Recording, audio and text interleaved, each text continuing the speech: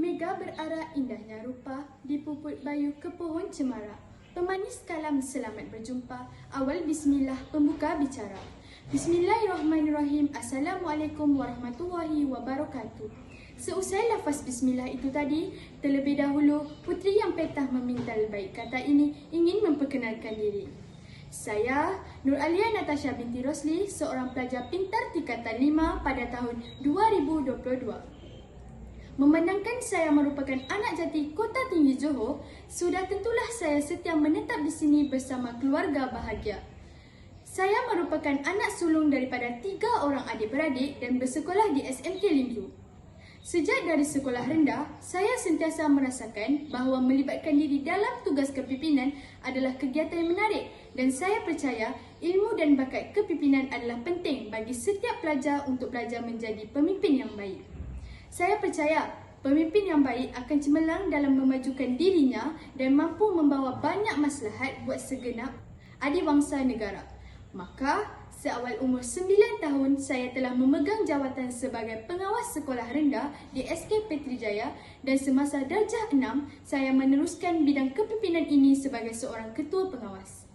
Di sekolah menengah, saya sentiasa berusaha untuk menjadi seorang pelajar yang proaktif dan telah berpeluang untuk meneruskan minat dalam tampuk kepimpinan dalam berbagai organisasi. Salah satunya, saya merupakan antara Nadi Student Leaders Board iaitu SLB dan tugas ini saya galas dengan penuh cinta. Saya juga merupakan naib pengerusi badan unit beruniform Kadet Polis, Setiausaha Persatuan Alam Sekitar dan bendahari bagi sukan bola jari. Di peringkat sekolah, saya giat menyertai pertandingan kuis sejarah dan kuis bahasa pada setiap tahun. Di peringkat daerah pula, minat saya yang baru sahaja berputik untuk berkarya pada tingkatan 4 telah mendorong saya untuk melibatkan diri dalam pertandingan karya muda Johor sesi tahun 2021. Sidang pendengar yang setia, kita teruskan wacana hari ini dengan ulasan buku yang telah menarik perhatian saya untuk membacanya. Maka, setelah cukup mentelaah dan refleksi plot ceritanya, novel yang bertajuk Masih Ada Sayang telah menjadi pilihan bagi santapan hujah pada hari ini. Novel ini ditulis oleh Zainawati Mahmud dan hasil penulisan karya beliau cukup terkenal dan diterbitkan oleh Pustaka Serindit. Tambahan pula, pembaca novel dapat mengakses karya penulisan beliau di laman web e-center sebagai e-book selain daripada membeli di kedai buku atau meminjam di perpustakaan. Novel ini diterbitkan pada tahun 2010 dan mempunyai ketebalan halaman sebanyak 48 muka surat.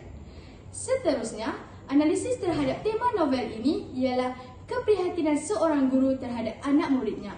Novel ini berkisahkan Cikgu Hayati yang menyayangi Amran seperti adik kandungnya sendiri dan tidak jemu untuk membantunya dari segi kewangan ataupun kata semangat buat Amran yang gigih menempuh tahun negeri SPM.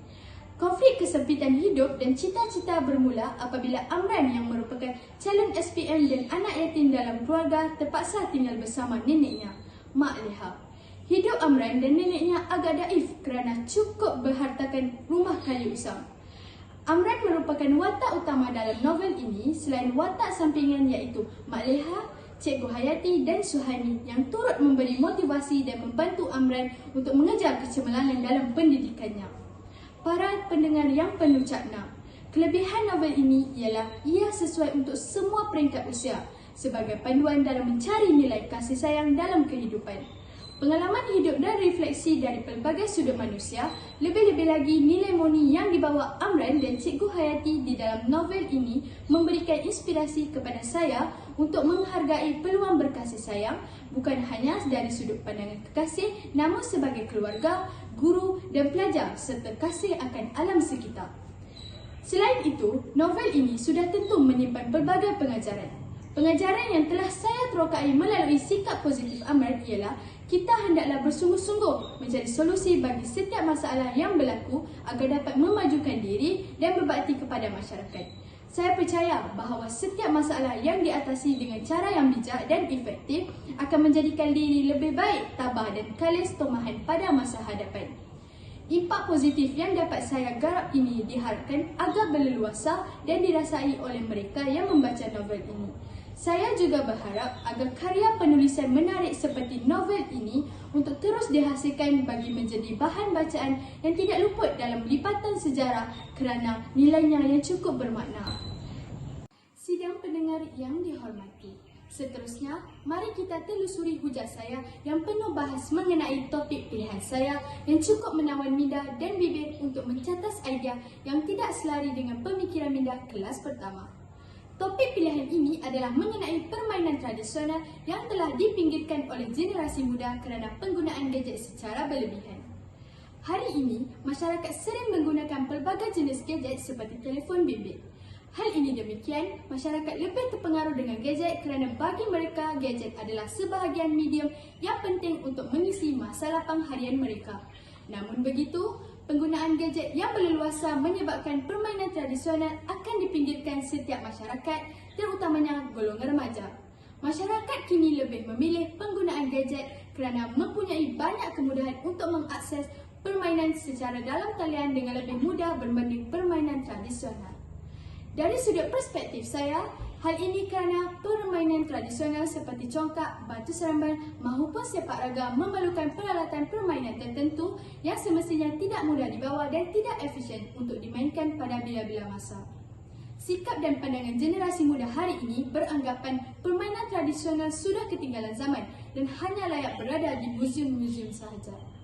Selain itu, generasi muda tidak atau jarang-jarang didedahkan dengan keistimewaan dan kelebihan permainan tradisional sehingga menyebabkan mereka gagal mengenali budaya sendiri bertepatan dengan kata pujaga, tak kenal maka tak cinta.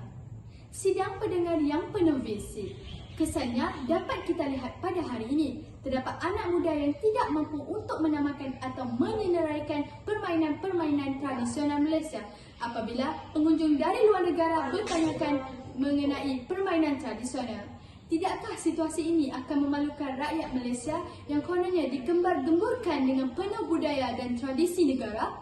Oleh itu, di sini saya ingin meningkap langkah awal yang boleh dilakukan dalam menangani isu ini, iaitu pihak kerajaan menyediakan lebih banyak tempat-tempat atau gelanggang untuk memudahkan rakyat memainkan permainan ini. Kewujudan gelanggang ini memberi peluang kepada semua lapisan masyarakat, terutamanya golongan remaja untuk bersama-sama menikmati permainan ini.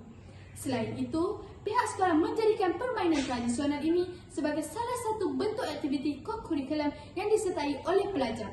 Tindakan ini dapat memastikan pelajar atau dikenali sebagai generasi muda kini dapat menarik minat semula untuk bermain permainan tradisional berbanding permainan secara maya. Malah, permainan tradisional ini boleh dikekalkan jika pihak berkuasa mengadakan promosi yang berkesan tentangnya menerusi media massa. Penayangan iklan yang menjelaskan kelebihan permainan boleh menimbulkan kesedaran dalam diri generasi muda. Sesungguhnya, promosi yang sesuai dan kena pada sasaran memberi satu dimensi baru pada permainan tradisional untuk terus hidup dan berkembang pada generasi moden ini. Menyentuh perbahasan terakhir saya mengenai isu ini ialah, saya berharap permainan tradisional akan terus dikekalkan dan diterapkan pada semua kalangan masyarakat dan generasi akan datang agar selaras dengan peribahasa tepuk dada tanya selera sesuai menjadi renungan kita semua. Sebaliknya, jika kita masih leka dengan penggunaan gadget secara berlebihan, berkemungkinan permainan ini terus terkubur jika tidak diterapkan dalam diri. Dengan ini, habislah sudah tutur bicara, keringlah sudah lautan, madah cakna daripada saya dan tamatlah sudah wadah penuh saksama. Sekian, wabillahi taufiq wal hidayah. Assalamualaikum warahmatullahi wabarakatuh.